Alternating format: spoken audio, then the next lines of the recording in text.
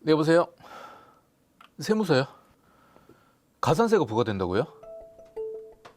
비과세에 해당되는 거 아닌가요? 참, 그럴 리가 없는데.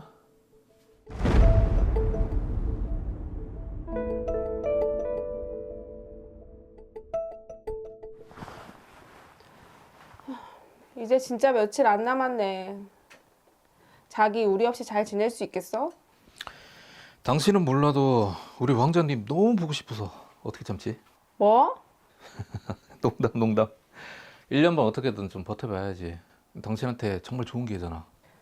아무래도 회사에서 이렇게 연수 보내주는 기회도 흔치 않고 또 갔다 오면 진급도 좀 빠를 것 같아서. 그래. 나 걱정하지 말고 잘 다녀와. 캐나다 가면 우리 준이한테도 엄청 좋잖아. 당신도 같이 가면 좋은데. 그럼 우리 회사는 어쩌고요? 지금 막 자리 잡아가는데 오랫동안 못 비워. 알겠어요. 밥 꼭 잘 챙겨 먹고 전화 자주 할게요. 알았어. 침 마저 싸자. 너무 행복해하면 안 되는데요. 준이 거 저건 다 챙겼어? 그렇게 와이프는 아들과 함께 회사에서 지원한 해외 연수를 떠났습니다.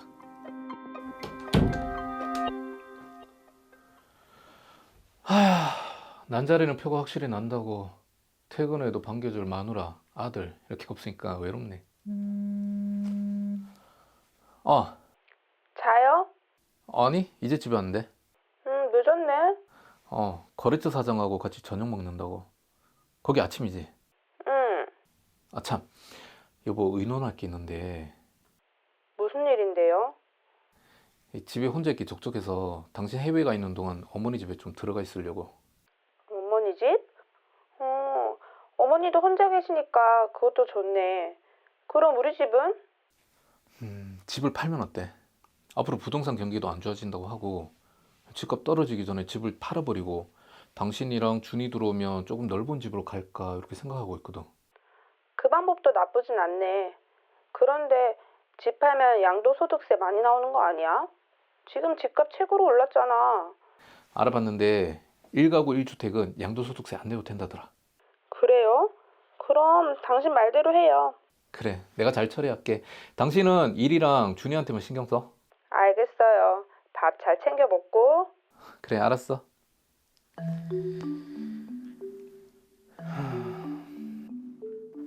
혼자 살기 적적함과 집값이 계속 떨어질 거란 전망에 저는 아내 명의의 집을 매도했습니다. 1가구 1주택은 양도소득세 비과세라는 말을 듣고 별다른 문제가 없을 거라고 생각했습니다. 맡겨만 주십시오.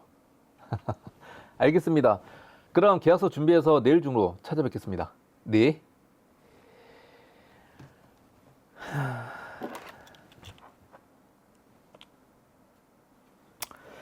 거래처도 늘어나고 회사 순이익도 올라왔고 이제 정상궤도인데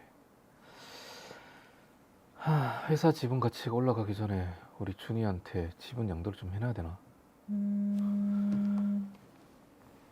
네, 안녕하세요. 내일 시간요? 야, 이 와이프랑 아들 없다고 이제 얼굴 활짝 피있네. 피기는 무슨 외롭다 외로워. 그러면 따라가지. 회사 때문에 갈 수가 있나? 그래서 뭐 회사는 잘 돌아가고? 당연하지. 야, 이 대한민국 돈 다 끌어모으고 있는 모양이네. 야, 돈 많이 번다 다 좋은 줄 아냐? 회사 지분이 더 커져가지고 아들한테 양도를 해야 되나? 그러면 세금이 더 많이 나오는 건 아닌가? 뭐 이래저래 고민이다 고민. 그러면 아들한테 증여하면 되지. 준이한테 증여를 하라고? 그래. 그 미성년 자녀한테는 10년 동안 2천만 원이 비과세란다.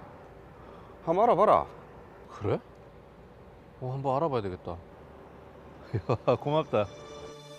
미성년 자녀에 대한 증여세는 10년간 2천만 원까지는 비과세라는 말을 듣고 아들에게 2천만 원을 증여한 뒤 아들이 그 돈으로 회사의 지분 40%를 양수하는 것으로 처리했습니다. 회사 지분 양도는 정상적으로 아들로부터 2천만 원을 받고 회사 지분을 양도한 것이기 때문에 별도의 문제가 생기지 않을 거라고 생각했습니다. 은행 거래 내역도 정확하게 정리했고 주식 매매 계약서도 작성해 공증까지 받아뒀습니다. 그런데 네, 세무서요.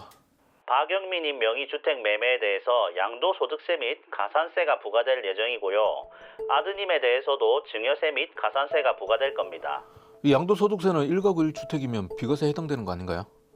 그리고 10년 2천만 원까지는 비과세 아닙니까? 저는 법대로 한 건데 가산세까지 내라뇨. 해명 자료가 있으시면 제출하시면 됩니다.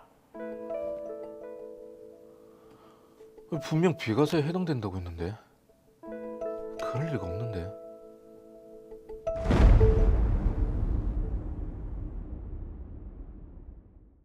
네, 지금 이제 문제가 되고 있는 게 양도소득세와 증여세인데 아마 TV 보시는 많은 분들께서 궁금해하실 것 같아요. 자, 최지원 변호사님, 먼저 양도소득세가 뭔지 어떤 상황에서 내는 세금인지부터 좀 알아봐야겠는데요. 양도소득세란 개인이 이제 토지나 건물, 뭐 이런 부동산 또는 주식, 또 파생 상품, 뭐 아니면 또 이제 분양권 이런 것들 있지 않습니까? 이런 네. 것들을 이제 양도할 때 발생하는 이익을 과세 대상으로 이제 부과하는 세금. 이렇게 이해하시면 조금 쉽겠습니다. 네. 이제 보통 매수할 때 가격하고 매도할 때 가격이 차이가 날 수밖에 없고 그때 발생하는 차익에 대해서 생기는 세금이다라고 보시면 되고요.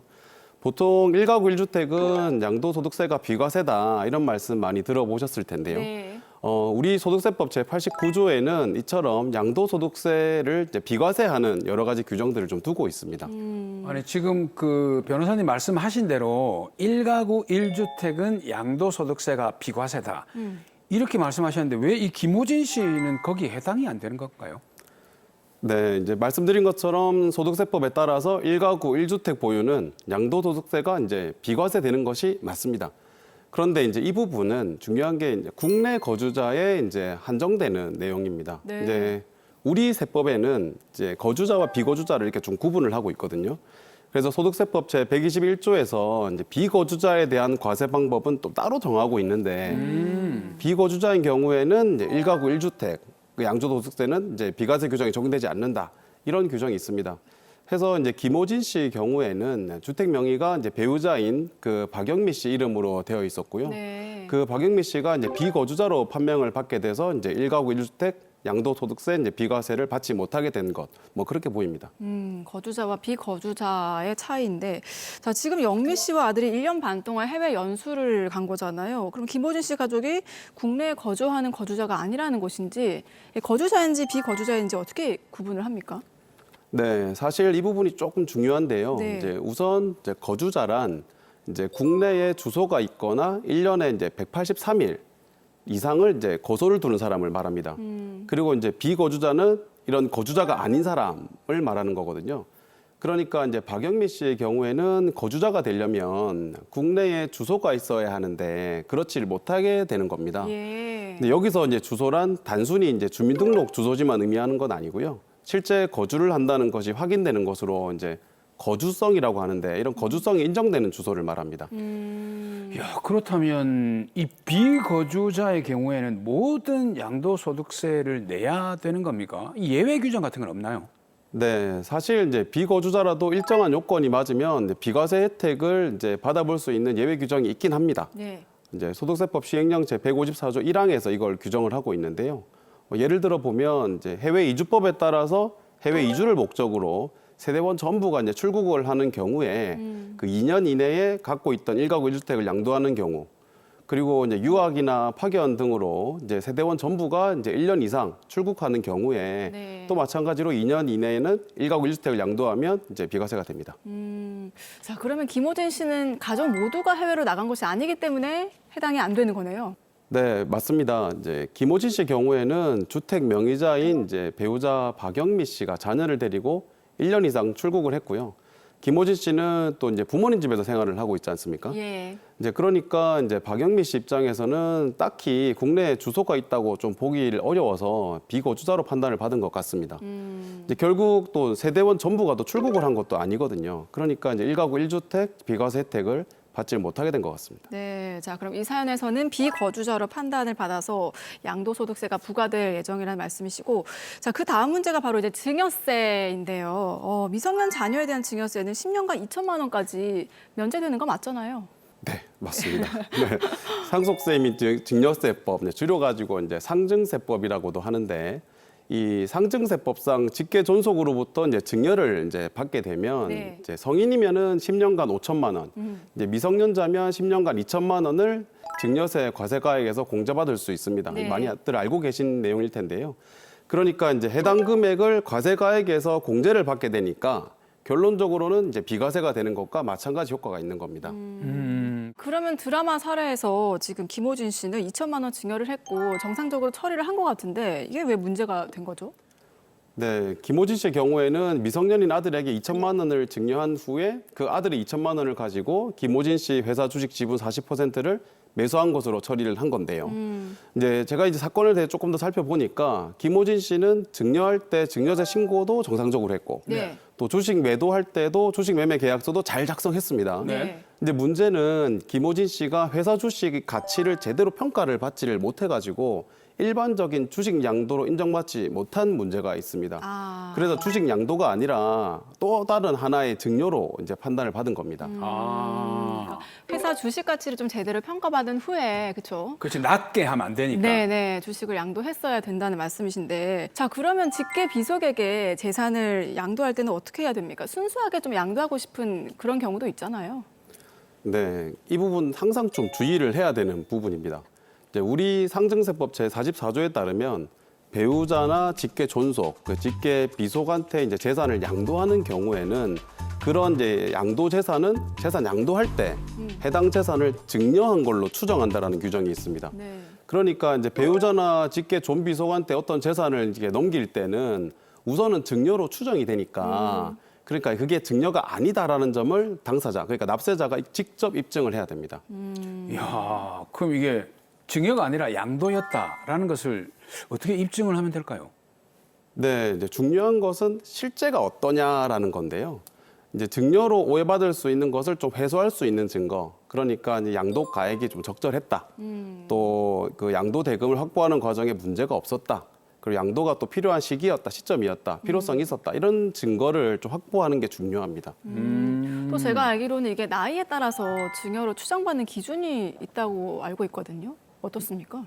네, 있습니다. 이제 우리 사례랑 조금은 다른 부분이긴 한데 우리 상증세법 제45조에는 특정 재산을 취득하는 경우에 그 재산 취득자의 직업, 연령, 소득, 뭐 또 이제 재산 상태 등으로 이제 봤을 때 그 본인의 능력으로 취득한 것으로 보기 어렵다면 다 증여로 본다. 이런 규정이 있습니다. 네. 그리고 이 규정에 따라서 만들어진 국세청 사무처리 규정이 있는데요. 그 처리 규정 제42조에 따르면 나이에 따라서 특정 재산 미만의 재산을 취득하는 경우에는 이러한 증여세 추정을 하지 않는다라고 해서 증여세 추정 배제 규정을 또 두고 있습니다. 오. 이제 그 기준에 따르면 30세 미만인 경우에는 5천만 원까지는 뭐 부동산이든 동산이든 구분하지 않고 증여로 안 보고요. 네. 또 30세에서 40세 사이의 경우에는 주택 같은 경우는 1억 5천만 원, 또 다른 재산은 5천만 원까지는 재산이 취득이 되더라도 증여로 보지 않습니다. 아, 그렇군요.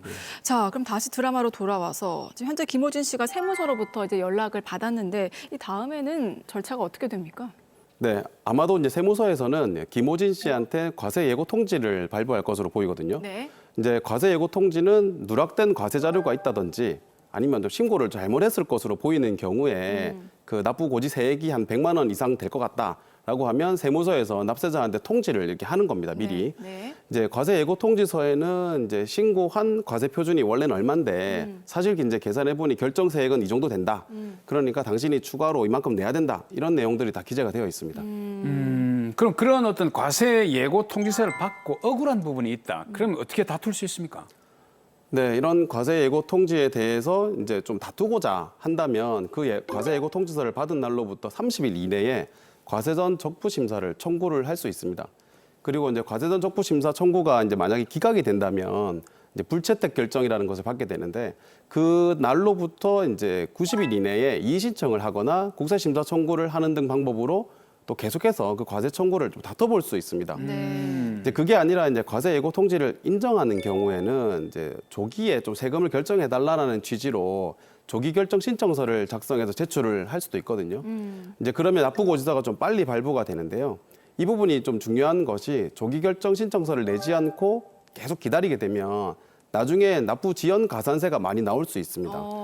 그렇기 때문에 이제 과세 예고 통지의 내용을 좀 인정한다 이런 입장이라면 조기 결정 신청서를 작성해서 제출하는 게 좀 좋습니다.